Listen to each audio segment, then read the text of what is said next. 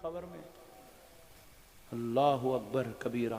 सरकार सैयदुना उस्मान इब्न अफ़्फ़ान रज़ियल्लाहु ताला अन्हु, रसूल अल्लाह ने जिनको 2 बेटियां निकाह में दी थी, जब आपके सामने खबर का जिक्र होता, दोज़ख का जिक्र होता, दोज़ख का जिक्र हुआ तो आप चीखें मार मार मार मार के रोते थे। इतनी चीखें आपकी बुलंद होती थी, मस्जिद नबवी गूंज उठती थी हजरत उस्मान के चीखों से, इतना ज़ारो खतार रोते थे।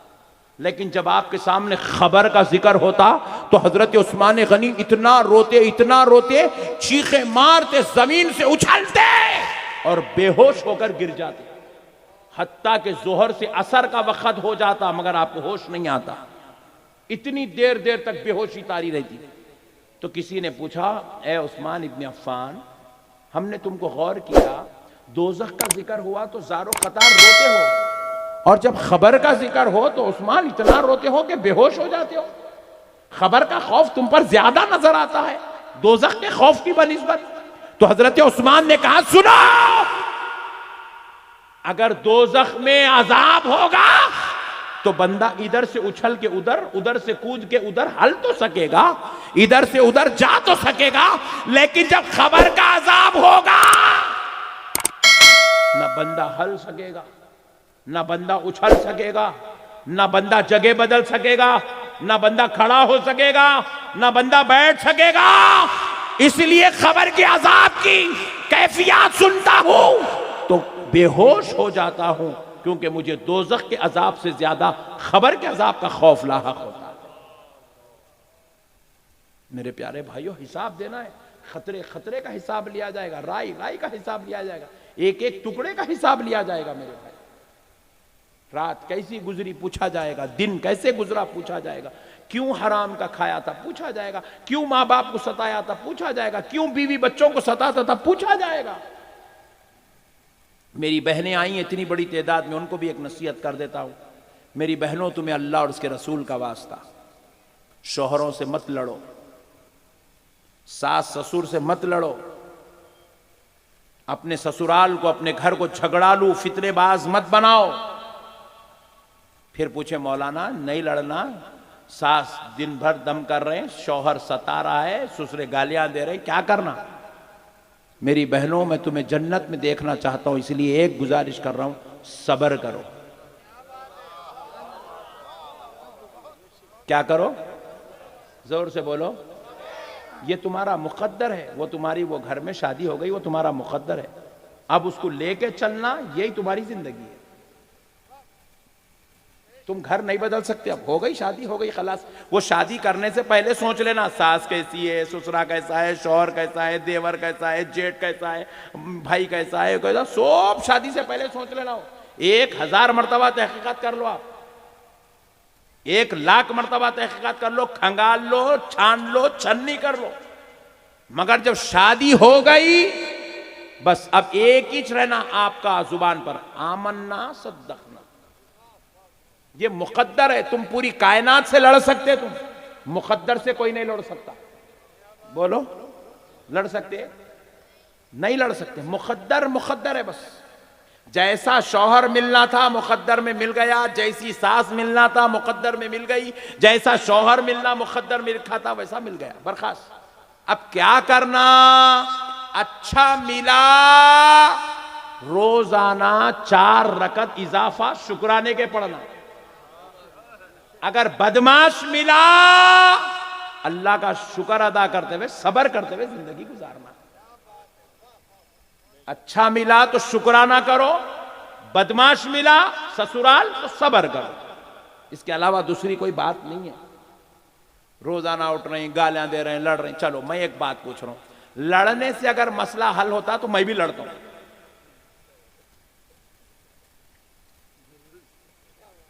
लड़ने से आज तक कोई मसला हल हुआ ही नहीं। हुआ भाई? जरा बोलिए, लड़ने से मसला हल हुआ?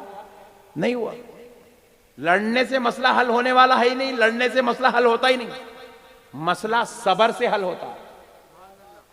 किससे हल होता है? बोलो, जोर से बोलो।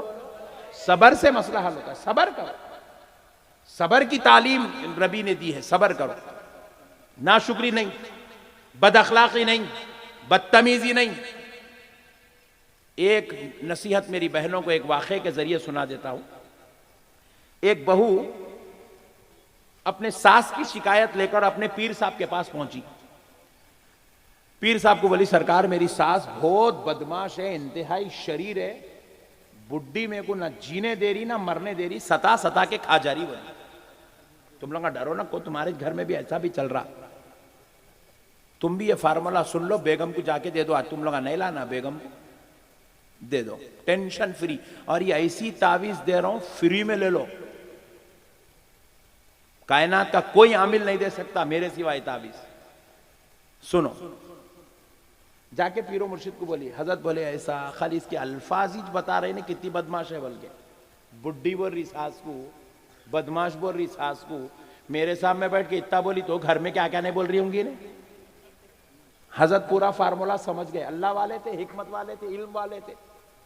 समझ के बोले अच्छी बात है बेटे, एक तावीज देता हूं, तेरी बुड्ढी का पूरा मुंह बंद हो जाएगा, देख ले। बोले हजरत जल्दी दो मेरे सरकार, आपके सदके जाओ, दियो सरकार दियो। बोली बहू। हजरत क्या करे, कॉपी पेन मंगाए, मंगा के पेन से उसके ऊपर लिखे, जबरदस्त लिख के करके पेपर फाड़ के उसको पूरा तय कर दिए, तय करके हाथ में दिए। बोले खोल के नहीं देखना। बोले और एक बात सुन बेटे, ये पहनने की, गले में पहनने की या हाथ पे बंधने की तावीज नहीं होती, इसको मोम में सीधे परनी में लपट, मोम में सी के इसको तिजोरी में उठा के रख। जैसे ही तेरी सास तेरे ऊपर पुकारना शुरू करी, भागना, अलमारी में से वो तावीज निकालना, मुंह में रख चबाना। एक भाई समझा मेरा अल्लाह वाला, एक भाई समझा बस। बोले मुंह में रख के, मुंह में रख के चबाना। अब इन्हें बोले वाह क्या नई तावीज दी है मेरे सरकार, सदके जाऊं मेरे मुर्शद के। ले लेके घर को चले गए। दूसरे दिन जो है सास पुकारना शुरू कर रही, ने बर्तना धो रही, उधर सास गरज रही। जाहिल थी सास, वाकई सास जाहिल थी, होती है सास जाहिल होती है। बुढ़ियों को बहुत एकदम पारा चढ़ जाता, बीपी आ जाता, शुगर आ जाता, घुटनों का दर्द, कमर का दर्द, भवों के पीछे से खा पड़ जाते। तो अब इन्हें क्या करी, बहू गई तिजोरी का, ने भागी, खोली अलमारी, तिजोरी में से तावीज दिया, मुंह में रख के चबा रही। इधर बुढ़ी मां पुकार रहे ने आके, चबाते बर्तना धो रही। एक दिन हो गया, 2 दिन हो गया, 3 दिन, चौथे दिन फिर पुकारी बुढ़ी, फिर नहीं तावीज मुंह में रख के चबा रही। फिर 5वें दिन फिर मुंह में रख के चबा रही। 8 दिन हो गए। सास बोली मैं इतना पुकार रही हूं, इन्हें पलट के एक जवाब नहीं दे रही मेरे को।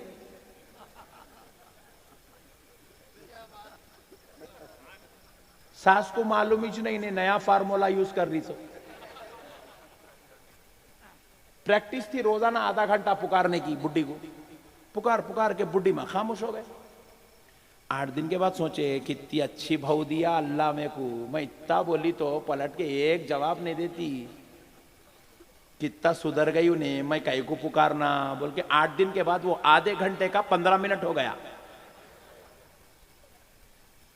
15 मिनट की चल रही है, जाना भागना, तावीज मुंह में, इधर पुकारते कि तावीज मुंह में रखना चबाना, तावीज मुंह में रखना चबाना। फिर एक 8 दिन 15 दिन के बाद फिर बुड्ढी मां सोचे आई मैं इतना पुकार रही हूं, कितनी प्यारी बहू है मेरी, एक जवाब नहीं दे रही। ऐसी बहू के ऊपर पुकारने शर्म होना मेरे को बोल के पुकारना छोड़ दी। वाह वाह वाह। 1 महीने में सास पुकारना छोड़ दी। उसके बाद 1 महीने तक ये बहू गौर करते रही, मेरी सास मेरे ऊपर पुकार रही नहीं, मेरी सास मेरे ऊपर पुकार रही। हजरत की तावीज काम कर गई। बोले हजरत के सदके जाऊं, आज जाके हजरत से मिल के आती हूं। बोली तावीज पर्स में रख ली, हजरत करने चले गई। क्यों? चबा चबा के गंदी हो गई थी पूरी। बोले नहीं लाती हूं बोल के गई। हजरत को बोली सरकार आपके सदके जाऊं, क्या तावीज दिए मेरे आका, मेरी बुड्ढी सुधर गई, पुकारना छोड़ दी। हजरत बोले अम्मा तावीज लाई क्या? लाई हजरत लाई। खोल। बोले मोम पूरा निकाली गंदा, फिर वो परनी खोली, अंदर से पेपर निकाली। बोले पूरा खोल। खोली तो कुछ भी लिखा हुआ नहीं। आई हजरत पूरा कहां गया वो? बोले मैं कुछ लिखा ही नहीं। फिर हजरत बगैर लिखे के इतना आसान। बोले कि दीवानी मैं लिखा करा कुछ भी नहीं, मैं तेरा मुंह बंद करा। बोले क्या करा? उन्हें उधर से अलीफ बोली तो तू बे बोलती, उन्हें बे बोली तो तू ते बोलती, उन्हें से बोली तो तू टे बोलती, उन्हें दाल बोली तो तू जाल बोलती। वो हुर्फे तहजी खत्म हो रहे नहीं, घर का कारत ही रह रहा मसला। इसलिए मैं तेरा मुंह बंद कर दिया। दोनों मिलके पुकारे तो घर बर्बाद हो जाता। तेरी सास पुकारती रही, तू खामोश रही। तेरी सास ने कहा कि ये मेरी बच्ची अखलाक वाली है, मैं क्यों जिहालत करूं, इसलिए वो जाहिल ने अपने मुंह को बंद कर लिया। तेरा घर जन्नत के महलों में से एक महल बन गया। नारे तकबीर, नारे रिसालत, नारे गौसियत, मसलके आला हजरत उलमाए अहले सुन्नत। इसलिए मेरी बहनों, मेरी गुजारिश आपसे, अदबन इल्तिमास है मेरी बहनों से, शोहरों को जवाब मत दो, खामोश हो जाओ।